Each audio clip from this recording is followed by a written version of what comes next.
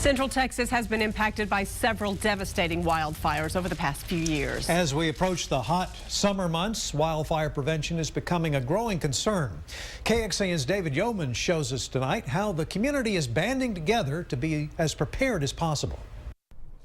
We directly back up to a green belt, and there are homes like this throughout the region. 2 years ago, Paul Robbins came dangerously close to losing his Oak Hill home. It was surreal. There was no time to be scared. It was just a matter of figuring out what to take with you and hauling out quickly.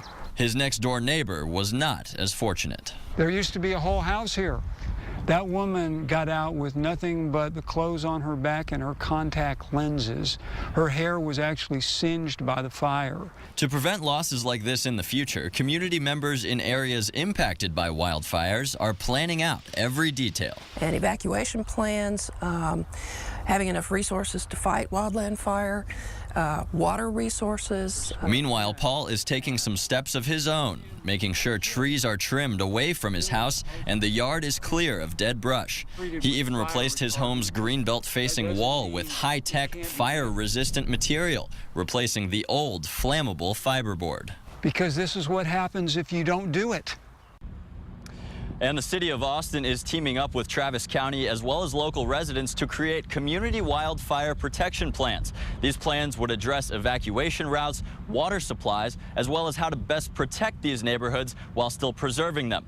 Now, the first of these public meetings is taking place tonight from 6:30 to 8 o'clock right here at the Travis County East Service Center.